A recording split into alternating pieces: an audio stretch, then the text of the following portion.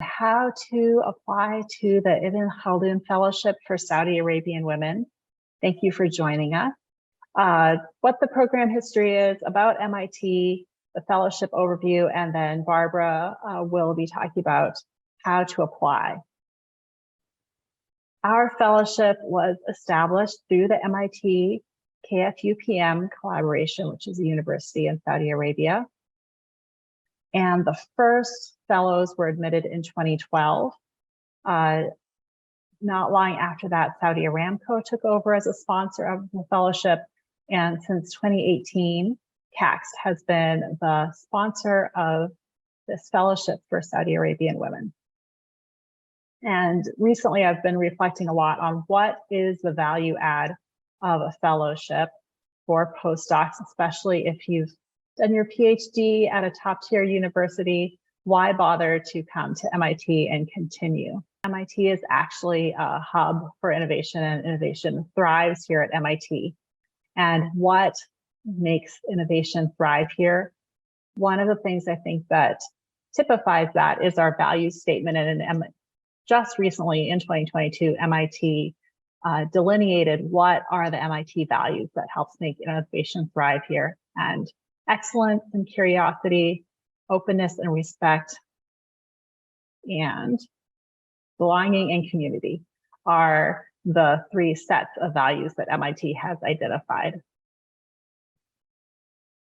In addition to our values are the amazing resources here at MIT, the campus facilities. So I'm not going to list them all, but of course, world-class spaces for doing research here at MIT. And the broader context of MIT is that it's blended into the city. So you can see all of these companies are here on the Cambridge side, which is where MIT is located, and across the river in Boston is the financial hub. But because all of these amazing companies are blended into the MIT campus, there's incredible opportunities for collaboration and innovation. Which brings us to, all right, I sold you on why you should come to MIT. What is this fellowship? And some of the questions I've been getting from people is it a one-year fellowship or a two-year fellowship? This is an excellent question, and it is currently a one-year fellowship. Sometime soon, it will become a two-year fellowship, but we do not know exactly when. So it's something we don't know the answer to yet. But once you come, hopefully for 2 years, you will be a postdoc doing hands-on research with an MIT faculty member and collaborating with MIT faculty and lab members using those facilities, and hands-on research is the central goal of the program. Can you go anywhere at MIT? Yes, anything MIT does. We're getting involved in more and more departments over time. And our fellows have had amazing publications, outcomes, patent. Research is obviously a benefit, and professional development. So many opportunities for your own learning and continuing education. You may be a faculty member or want to become a faculty member. We have many wonderful opportunities to improve your teaching skills and to get to present your research to the MIT community. We've offered reunions in the past, which have been very exciting, including just a month ago. And while you're here, part of what really makes the fellowship valuable is building community with other Saudi Arabian women who are also researchers. And we facilitate that through both more serious and more fun activities like going skiing. And I'm turning it over to Barbara for how to apply. Absolutely. So applicants must meet the following criteria. The very first criteria is to be a Saudi female. So you guys basically all meet that category, which is wonderful. You're off to a great start. You have to have completed your PhD by the program start date. which is typically the 1st of September. So if you have not completed your PhD by the start date, you will not be eligible for the upcoming round. You'll have to apply in 2023 for the 2024 year. You have to have excellent command of spoken and written English in order to do well at MIT. You have to have a demonstrated ability to conduct research and 2 or more publications in peer-reviewed journals, which will help demonstrate your ability to conduct research.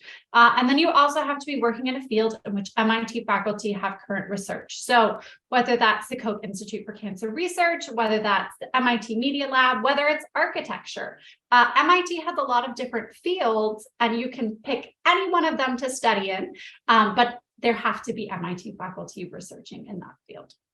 Next slide. So elements of a strong application. Tell us your ideas for collaboration. Give an impact summary of your current or recent research. Describe your area of expertise and plan for the research you want to do at MIT. So each of these are short answer questions. You don't have to provide a full summary of all of your research. You don't have to have a full, complete 10-page research plan, but you do need to be able to tell us about yourself and what you want to do while you're at MIT. You also have to have 2 recent letters of recommendation, and they need to come directly from people who are able to describe your research outcomes and ability. So they have to send them directly to us and be with people who know about your capacity for research. And then you have to do an online search, find 3 MIT professors whose research interests match your own, and you have to list those in the application. Okay, so how do you apply? You apply at ibk.mit.edu/application. There are 7 different forms that you really quickly fill out. They include your education, your employment history, and your publications. You also have to provide your current CV stating all of your research jobs, etc. And 2 letters of recommendation, again, sent to ibk@mit.edu by the recommender directly. So you cannot send them to us, your recommenders have to send them to us. And then you also have to have a copy of your most significant publication. So you'll list 2, but you only have to have a copy that you upload of your most significant one. So the deadline is coming up. You've got like 10 days. It is the 1st of December, 2022, and we'll be closing the application at that time. So the review process. So CACS provides feedback on the top candidates, and the committee at MIT reviews all applications. So we work on that together and find out who the top candidates are. MIT conducts video conference interviews with the selected candidates. So we'll have a top, 10 conference interviews with selected candidates, and then we'll admit the most qualified candidates to MIT for the fellowship. And then IBK matches you with an MIT lab. So professors have a lot of emails that come, things can get really overwhelming. It's not likely that they're going to respond to you, but because we work for IBK and are familiar with the professors, you tell us those 3 professors that you're interested in working with, and we work to contact them, connect you with them, and start that fellowship with whoever you feel is the best fit. So it can take a lot of time, but you don't have to worry about taking the lead on that. And then you find yourself working in a lab at MIT. And once you're there, you get to know your lab and have a really wonderful time. So these are photos we took this spring of Maha Al-Juhani, who is one of our former IBK fellows, and her lab members. So a really wonderful experience, and a lab that was very gleeful and happy to let me wander in there with a camera. So I was really appreciative. All right, thank you guys.